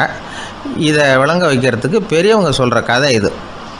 நம்மக்கிட்ட இருக்கிற புதையலை நாம் தான் தோண்டி எடுக்கணும். உண்மையான புதையலுங்கிறது உள்ளே இருக்குது. ஆனால் அதை வெளியில் தேடுற ஆசாமிகள் தான் அதிகம். சராசரி மனித இயல்பு அப்படி. நம்மக்கிட்ட விலை மதிக்க முடியாத பகுத்தறிவு இருக்குது. அதை வச்சுக்கிட்டு வாழ்க்கையில் முன்னேறதுக்கு முயற்சி பண்ணணும். என்கிட்ட ஒன்றுமே இல்லைன்னு நினச்சி ஓரமாக உட்காந்துடக்கூடாது. முயற்சி செஞ்சால் முடியாத காரியம் எதுவுமே இல்லை. ஒரு ரயில்வே ஸ்டேஷன் பக்கம் வெளியில் ஒரு டாக்ஸி நின்றுட்டு இருந்தது. அந்த பக்கமாக வந்த ஒருத்தர் டாக்ஸி டிரைவரை பார்த்து சொன்னார், ஐயா, உங்கள் வண்டியில் பின் சீட்டில் ஒரு மணி பர்ஸு கிடக்கு, யாரோ மறந்து விட்டுட்டு போயிருக்கிறாங்க அப்படின்னாரு. இல்லை இல்லை, அது காலி பர்ஸு தான், நான் தான் அதை அங்கே போட்டு வச்சுருக்கிறேன்னார் டிரைவர். ஏன்னு கேட்டார் அவர். இதுக்கு டிரைவர் சொன்னார், அதை பார்க்குற யாராவது அதை எடுத்துக்கலாம்ங்கிற ஆசையிலையாவது சவாரிக்கு வருவாங்க, அதுக்காக தான் போட்டு வச்சுருக்கிறேன் அப்படின்னார். ஒரு சீன தேசத்து அரசர் இருந்தார். அவருக்கு வயசாயிட்டுது. அவருக்கு அடுத்தபடியாக அவருடைய புள்ள பட்டத்துக்கு வரணும், ஆட்சி பொறுப்பை ஏற்றுக்கணும். ஒரு நல்ல தலைவனுக்கு இருக்க வேண்டிய பண்புகள்லாம் தன்னுடைய மகனுக்கு இருக்கணும்னு விரும்பினார் அந்த அரசர். அதனால் இளவரசனை பக்கத்தில் இருந்த ஒரு குரு கிட்ட அனுப்புனார். இளவரசன் அவர்கிட்ட போய் சேர்ந்தான். அந்த குரு என்ன பண்ணார் தெரியுமா? இவனை பார்த்து சொன்னார், இதை பாருப்பா, நீ என்ன பண்ணுற, இப்போவே பக்கத்தில் இருக்கிற காட்டுக்கு போ, நடுக்காட்டில் போய் ஒரு இடத்துல உட்காந்துக்கோ. அங்கே என்னென்ன சத்தம்லாம் உன் காதில் விழுதுன்னு கவனித்து கேளு. உன் காதில் விழுந்த ஓசைகள் என்னென்னங்கிறத என்கிட்ட வந்து சொல்லு, அதுதான் எனக்கு தெரியணும், உனக்கு வேலையும் அதுதான் அப்படின்னு சொல்லி அனுப்பி வச்சுட்டார். இளவரசன் காட்டுக்கு போனான். குரு சொன்னபடியே ஒரு இடத்துல உட்காந்து கவனித்து கேட்டான். அதுக்கப்புறம் குருக்கிட்ட திரும்பி வந்தான். என்னென்ன சத்தம்லாம் கேட்ட அப்படின்னு கேட்டார் குரு. குருவே, காட்டில் நான் பறவைகள் சத்தம்லாம் கேட்டேன், மிருகங்களின் ஓசையையும் கேட்டேன், இதை தவிர இடி மின்னல் மழை இதுகளோட சத்தத்தையும் கேட்டேன் அப்படின்னா. குரு யோசனை பண்ணார், நீ இன்னமும் சரியாக கேட்கல, அதனால் மறுபடியும் காட்டுக்கு போ, கொஞ்ச நாள் தங்கியிருந்து கேட்டுட்டு வா அப்படின்னார். இளவரசனுக்கு ஒன்றும் புரியல.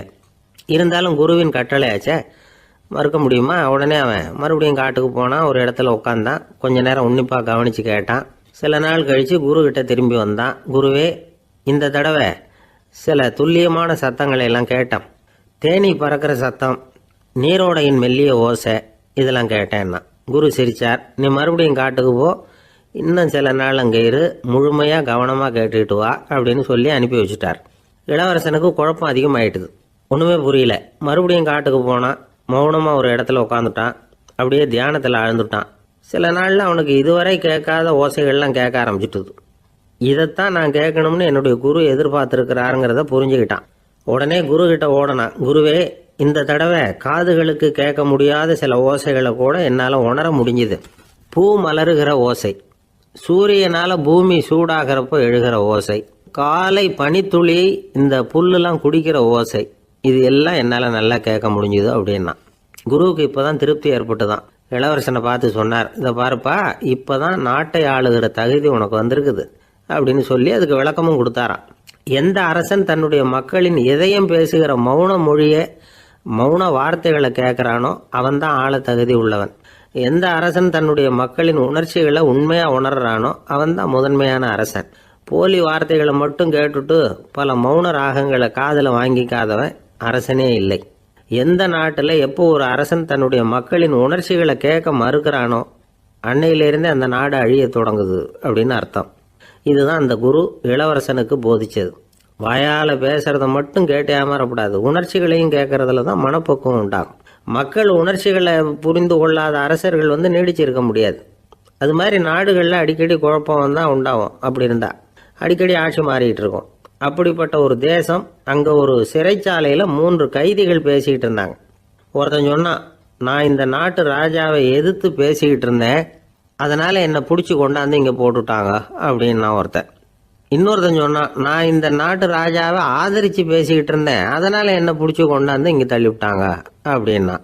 அது சரி, நீ என்ன தப்பு பண்ண அப்படின்னு சொல்லி 3வது ஆளை பார்த்து இவங்க கேட்டாங்க. அதுக்கு அந்த ஆள் சொல்கிறான், நான் தான் இந்த நாட்டு ராஜா அப்படின்னா. எப்பவும் சுத்தமாக இருக்கணும், அதுதான் நல்லதுன்னார் ஒருத்தர். நான் அப்படித்தான் சார் இருக்கிறேன், தினம் 2 வேளை சோப்பு போட்டு குளிக்கிறேன் இன்னொருத்தர். உடம்பு மட்டும் சுத்தமாக இருந்தால் போதாது சார், மனசும் சுத்தமா இருக்கணும்னாரு அவர்.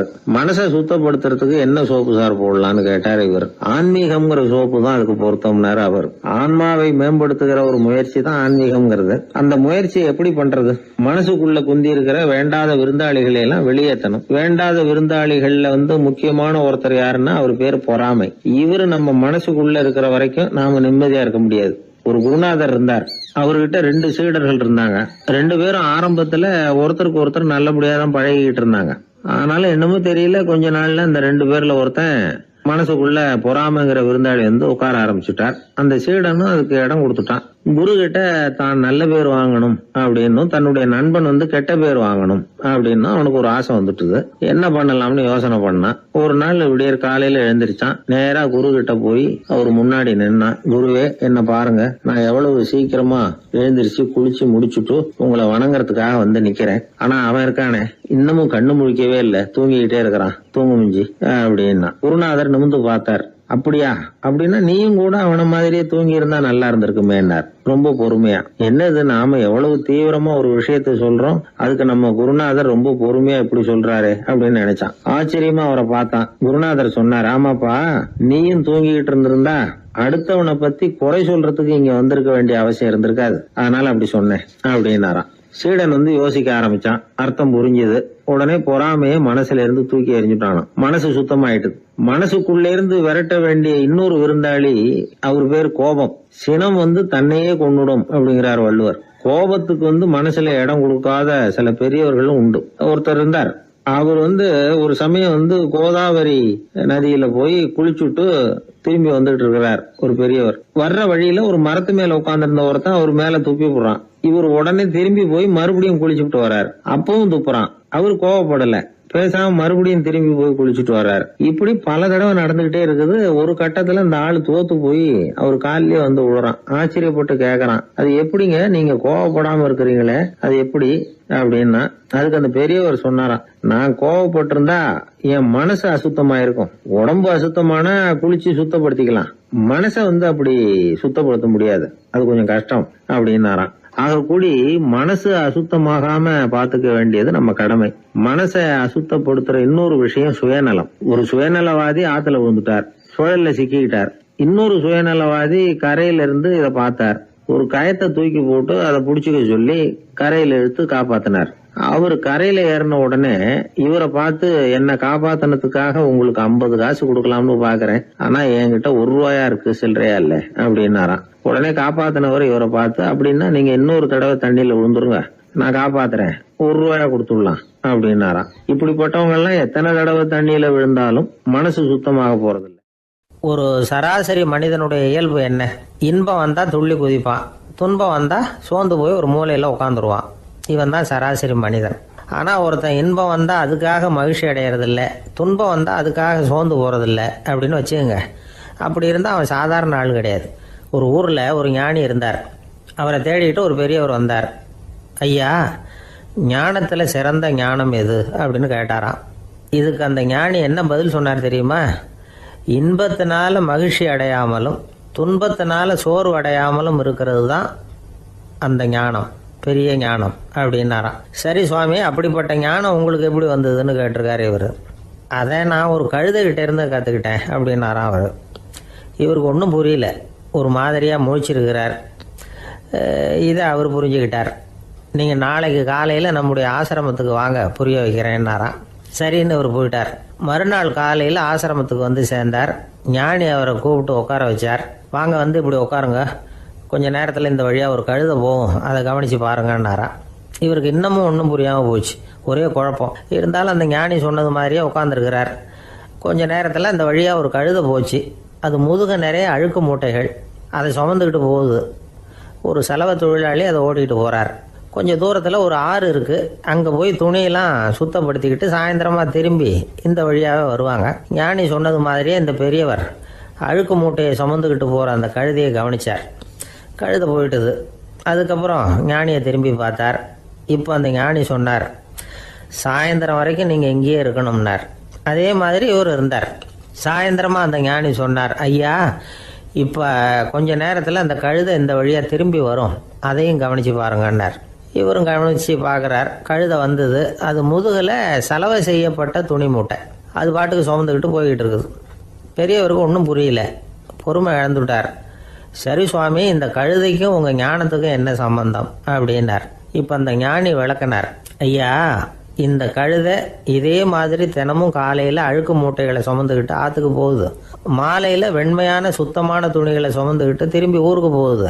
காலையில் இது போகும் பொழுது முதுகில் அழுக்கு மூட்டைகளை சுமந்துக்கிட்டு போகிறோமேங்கிற வருத்தமும் அதுக்கு கிடையாது. சாயந்தரம் திரும்பி வரும்பொழுது சுத்தமான துணிகளை சுமந்துக்கிட்டு வர்றோமேங்கிற மகிழ்ச்சியும் அதுக்கு இல்லை. இதை பார்த்து தான் நானும் அது மாதிரி ஞானத்தை கற்றுக்கிட்டேன் அப்படின்னாராம். அதனால் யார் கற்றுக் கொடுக்குறாங்க அப்படிங்கிறத விட எதை கற்றுக்கிறோம் அப்படிங்கிறது தான் முக்கியம். ஒரு சினிமா பார்க்குறோம், ஒரு அருவி கொட்டுறது மாதிரி காட்சி வருது, தண்ணீர் வழியுது. படம் முடிஞ்சதும் பார்த்தீங்கன்னா அந்த திரை என்ன நனைஞ்சு போயா இருக்கும். ஒரு தீப்பிடிச்சு எரியிற காட்சியே சினிமாவில் பார்க்குறீங்க, காட்சி முடிஞ்சதும் அந்த வெண் திரையே கருகி போயா இருக்கும். படத்தில் வர்ற தண்ணீரும் நெருப்பும் அந்த திரையை பாதிக்கிறது இல்லை. நாம் அந்த திரை மாதிரி இருக்கிறதுக்கு கற்றுக்கணுமா. அந்த பக்குவம் வந்துவிட்டதுன்னா இன்பமும் துன்பமும் நம்ம எதுவும் செய்யாது. ஒரு சினிமாவை பார்க்குற வரைக்கும் சிரிக்கலாம், அழலாம். பார்த்துட்டு வெளியில் வரும்பொழுது அழுதுகிட்டே வரக்கூடாது. ஒருத்தர் வந்தார், அப்படி படம் முடிஞ்சு வெளியில் வரும்பொழுது அருவி மாதிரி கண்ணீர் சிந்திக்கிட்டே வரார். ஏன் சார் படம் அவ்வளவு சோகமா அப்படின்னு கேட்டார். இன்னொருத்தர், இல்லை சார் கூட்டம் ரொம்ப குறைச்சல் சார், மொத்தம் படம் பார்க்க வந்தவங்களே 15 பேர் தான் சார் அப்படின்னார் கண்ணீரை தொடச்சிக்கிட்டே. அதுக்கு நீங்கள் ஏன் சார் அழறீங்கன்னு கேட்டார் அவர். இந்த படத்தோட தயாரிப்பாளரே நான் தான் சார் அப்படின்னாரா இவர். ஒரு அரசன், அவனுக்கு வயசாயிட்டுது.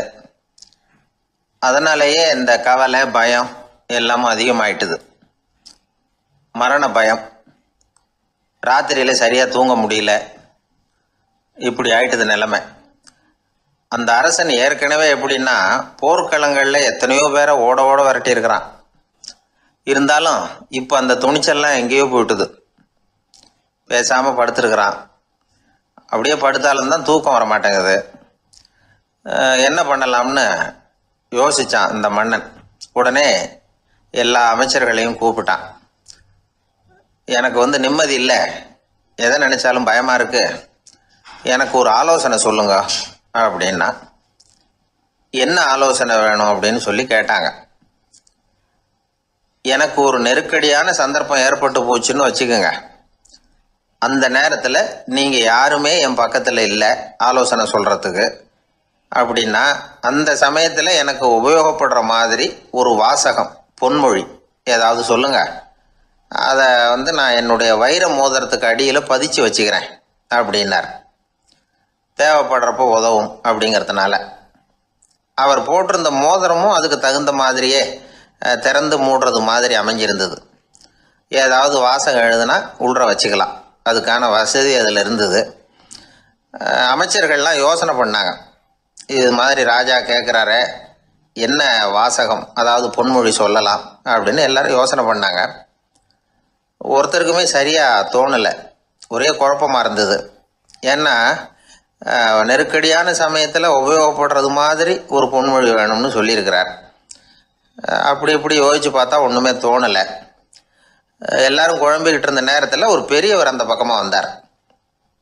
அவர் சொன்னார், நான் வேணும்னா அதுக்கு பொருத்தமாக ஒரு வாக்கியம் சொல்கிறேன், ஆனால் ஒரு நிபந்தனை. அதை யாரும் ரொம்ப ஆர்வம் காரணமாக அவசரப்பட்டு படிச்சிடக்கூடாது. அதை ரகசியமாக அந்த மோதிரத்துக்குள்ளே எழுதி வச்சுக்கணும். எப்போவாவது இக்கட்டில் மாட்டிக்கிற சமயத்தில் மட்டும் வேறு வழியே இல்லை அப்படிங்கிற நிலைமையில் மட்டும்தான் அதை திறந்து பார்க்கணும். அப்படி நீங்கள் இருக்கிறதா இருந்தால் நான் அதை சொல்கிறேன் அப்படின்னார் அந்த பெரியவர். சரின்னு ஒத்துக்கிட்டாங்க எல்லாரும். அதே மாதிரி அவர் ஒரு வாக்கியத்தை சொன்னார். அவர் சொன்ன வாக்கியத்தை ரகசியமாக மோதிரத்துக்குள்ளே பதிச்சு மூடியாச்சு. ராஜா அதை விரலில் மாட்டிக்கிட்டார். கொஞ்ச நாள் ஆச்சு. அந்த ராஜாவுக்கு ஒரு சோதனை வந்தது. என்ன சோதனைன்னா, அடுத்த நாட்டு மன்னன் படையெடுத்துக்கிட்டு வந்துட்டான். அவன் இவர்கிட்ட ஏற்கனவே தோற்று போனவன், ஒரு வெறியில் வந்திருக்கிறான். தோற்று போனவன் மறுபடியும் சண்டைக்கு வந்தால் எப்படி வருவானோ அப்படி வர்றான். ஒரு வெறியில் வந்தால் ஜெயிச்சுட்டான். என்னாச்சு, இவரோட நிலைமைன்னா நாட்டை இழந்துட்டார், எல்லாத்தையும் இழந்துட்டார். கடைசியாக ஒரு அடிபட்ட குதிரையில் ஏறி தப்பிச்சு போயிட்டார், வேறு வழி இல்லைன்னு. பின்னாடி துரத்திக்கிட்டு வராங்க. இவர் ஒரு மலை உச்சிக்கு போயிட்டார். அதுக்கும் அப்பால் போக முடியாது, ஏன்னா அந்த பக்கம் பயங்கர பள்ளம். உல்லாச பயணிகள் வந்து கண்டு கழிக்கிற இடம் அது. ஆனால் இவருக்கு அது சாவு பயணத்தின் வாசல், திரும்பவும் முடியாது. அவ்வளவு குறுகிய பாதை அது, வேற வழியே இல்லை. இந்த நேரம் சூரிய ஒளி மோதிரத்தில் பட்டு மின்னிச்சு. உடனே இவருக்கு ஞாபகம் வந்தது. மோதிரத்தை திறந்து படிக்கிறார். அதில் இருந்த வாசகம், இந்த நிலையும் மாறிவிடும், this too will pass away. அவருக்கு ஒரு தைரியம் வந்தது. பின்னாடி வந்தவங்களும் திசை மாதிரி வேற எங்கேயோ தேடி போயிட்டாங்க. அவங்க விரட்டிக்கிட்டு வரலன்னா இவ்வளவு அழகான ஒரு இடம் இருக்கிறதே எனக்கு தெரியாமல் போயிருக்குமேன்னு நினைச்சார். இவ்வளவு அழகை ரசிக்கிறதுக்காக ஒரு நாட்டையே கூட இழக்கலாம்னு தோணுச்சு அவருக்கு. அமைதியாக அந்த அழகை ரசித்தார். எதிரிகள்லாம் எங்கேயோ போயிட்டாங்க. மன்னர் நாடு திரும்பினார். மறுபடியும் படைகளை திரட்டினார். கொஞ்ச நாளில் படை எடுத்துக்கிட்டு போனார். யாருக்கிட்ட தோற்று போனாரோ அவரையே வெற்றி கண்டு திரும்பி வர்றார். வரவேற்பு விழா பிரமாவப்படுது. ஆடல் பாடல் கோலாகலம். இதை பார்த்தது அந்த ராஜாவுக்கு தலைகால புரியல. நம்மளை இனிமேல் யாராலையும் ஜெயிக்க முடியாதுன்னு நினைச்சார். அகம்பாவம் லேசாக எட்டி பார்த்தது. இப்போ மறுபடியும் சூரிய ஒளிப்பட்டு மோதிரம் மின்னிச்சு. அதை திறந்து மறுபடியும் படிக்கிறார். இந்த நிலைமையும் மாறிவிடும், this too will pass away. அவ்வளவுதான். அவர் மனசு அடங்க ஆரம்பிச்சுட்டுது, ஆணவம் போயிட்டுது. இதிலேருந்து நாம் தெரிஞ்சுக்க வேண்டியது என்னன்னா, எந்த சூழ்நிலையிலையும் நாம் கவலைப்பட வேண்டியதில்லை. ஏன்னா இங்கே எதுவுமே நிரந்தரம் இல்லை. அந்த ராஜா மாதிரியே நம்ம ஆள் ஒருத்தன் ஒரு மோதிரம் போட்டிருந்தான். அதுக்குள்ளே அவன் எழுதி வச்சிருந்த வாசகம், எதுக்கும் கவலைப்படாதே அப்படிங்கிறது தான். ஒரு நாள் பயங்கரமான கவலையோடு உட்காந்துருந்தான். பக்கத்தில் இருந்தவங்க சொன்னாங்க, இது மாதிரி சந்தர்ப்பத்தில் தான் நீ உன் மோதிரத்தை திறந்து பார்க்கணும்னாங்க. இவனுக்கு கவலையோட எரிச்சலும் சேர்ந்துக்கிட்டது. அது எப்படி முடியும், இப்போ திருட்டு போனதே என்னோட அந்த மோதிரம் தானே அப்படின்னு சொல்லிவிட்டு தலையில் கை வச்சுட்டு உட்காந்துட்டான். இப்படிலாம் சொல்கிறது உண்டு. இருந்தாலும் நாம் எந்த சூழ்நிலையிலையும் கவலைப்பட வேண்டியதில்லை அப்படிங்கிற உண்மையை புரிஞ்சுக்கணும். அப்படி கவலையை வெல்றதுக்கான வழி தெரிஞ்சுட்டதுன்னா வாழ்க்கையில வெற்றி நிச்சயம். ஒரு மனிதன் கோபப்படும் பொழுது அவனை நல்லா கவனிச்சு பாருங்க. ஏதாவது ஒரு மிருகத்தின் சாயல் அவன் முகத்துல தெரியும். முகம் அழகா இருக்கிறது எப்போ, அவன் புன்னகையோடு இருக்கிறப்ப தான். கோபமா இருக்கிறப்ப முகம் அழகா இருக்காது. சார் கோபத்துல இருக்கார், இந்த கோபம் குறையறதுக்குள்ள ஒரு போட்டோ எடுத்துருங்க, அழகா இருக்கும் அப்படின்னு யாரும் சொல்றது இல்லை. போட்டோ எடுக்கிறவர் கூட எடுக்கிறதுக்கு முன்னாடி முகத்தை கொஞ்சம் சிரிச்ச மாதிரி வச்சுங்க சார் அப்படின்னு தான் சொல்லுவார். முகத்தை கொஞ்சம் கடுகடுப்பா வச்சுங்க சார், அப்பதான் நல்லா அமையும் அப்படின்னு சொல்லுவார். ஒரு உண்மை என்ன தெரியுமா, கோபம் மனசையும் கெடுக்கும், உடம்பையும் கெடுக்கும். கோபப்படுகிறவர்களின் ஆயுள் காலம் குறைகிறது அப்படிங்கிறது விஞ்ஞான உண்மை. சிரிக்கிறவங்க ஆயுள் காலம் அதிகரிக்கிறது அப்படிங்கிறதும் விஞ்ஞான உண்மை. கோபப்படுறவங்களை யாரும் விரும்புறதில்லை. கோபப்படுற அப்பா அம்மா கிட்ட பிள்ளைங்க நெருங்காது. கோபப்படுற அதிகாரிகள் கிட்ட ஊழியர்கள் நெருங்க மாட்டாங்க. கோபப்படுற வாத்தியார்கிட்ட பிள்ளைங்க நெருங்கிறது இல்லை. அவன் எப்ப பார்த்தாலும் வள்ளு வள்ளுன்னு விழுவான். அதனால எப்போ அவன் பக்கத்திலேயே இருக்கணும்னு ஆசைப்படுறேன் அப்படின்னு ஒருத்தன் சொன்னா அவனை இவன் வேடிக்கை பார்க்க ஆரம்பிச்சுட்டான் அப்படின்னு அர்த்தம். சரி, இந்த கோபம் எதனால வருது? இயலாமையினால தான் வருதான். இப்ப நீங்க நினைக்கிறத நிறைவேற்றக்கூடிய சாமர்த்தியம் உங்ககிட்ட இல்லைங்கிறப்போ அது கோபமா வெளிப்படுது, அவ்வளவுதான். திறமை உள்ளவன் கோபப்பட வேண்டிய அவசியமே இல்லை. ஒரு உண்மையான கவிஞன் கிட்ட போய் ஒரு கவிதை எழுதி கொடுங்க அப்படின்னு சொன்னா அவன் உடனே எரிச்சல் அடையக்கூடாது. எரிச்சல் வந்தா அது அவனுடைய இயலாமையை காட்டுது. சிற்பி சிலை செதுக்கிறதுக்கு கோவப்படக்கூடாது. ஒரு அதிகாரி சொன்னார், நீங்க சொல்றதெல்லாம் சார் தான் சார், இருந்தாலும் கோவப்படலைன்னா வேலை நடக்காது சார், அதனாலதான் தினமும் ஆபீஸ்ல கத்திட்டு கிடக்குறேன் அப்படின்னார். ஆனா உண்மை என்ன தெரியுமா, கத்துறதுனால கத்துறது தான் நடக்குமே தவிர காரியம் நடக்காது. வேலை நடக்கிறது மாதிரி ஒரு பாவனை நடக்கும், அவ்வளவுதான். தவறு செய்கிறவர்களுக்கு தண்டனை கத்துறது மட்டும் இல்ல, திட்டு வாங்குற யாரும் தான் செஞ்சது தவறுதான் அப்படின்னு ஒத்துக்கிறது இல்லை. அதை அவங்க உணர்றதும் இல்லை. அப்படி இருக்கிறப்போ திட்டுறதுனால என்ன பிரயோஜனம்? திட்டுறது நோக்கம் என்ன? திட்டு வாங்குறவங்க திருந்தணுங்கிறது தானே. நோக்கம் நிறைவேறாதுன்னா எதுக்காக கத்தணும்? திட்டுறது மூலமாவே ஒருத்தனை திருத்த முடியும்னா திருடுறவனை எல்லாம் கூப்பிட்டு கொஞ்ச நேரம் திட்டி போயிட்டு வாப்பா இனிமே நீ திருந்திவிட்ட அப்படின்னு சொல்லி வச்சுடலாமே. இதுல நாம முக்கியமா புரிஞ்ச வேண்டியது என்னன்னா, கோபம்ங்கிறது நாம அடுத்தவங்களுக்கு கொடுக்கிற தண்டனை இல்ல, அது நமக்கு நாமே கொடுத்துக்கிற ஒரு தண்டனை. அடுத்தவங்களை திருத்துறதாக நினைச்சுக்கிட்டு நம்ம நாமே கெடுத்துக்கிற ஒரு முயற்சி. நம்ம மனசு கெட்டு போகுது, நம்ம உடம்பு கெட்டு போகுது, அதுதான் கண்ட பலன்.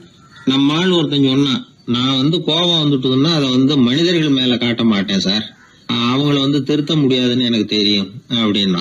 வேற என்ன பண்ணுவேன் அப்படின்னு கேட்டேன். பாத்திரங்கள் பேர்ல காட்டுவேன், வீட்டுல இருக்கிற பாத்திரங்களை எல்லாம் எடுத்து வெளியில வீசி எறிவேன் அப்படின்னா. அதனால கோபம் குறைஞ்சுதா அப்படின்னு கேட்டாங்க.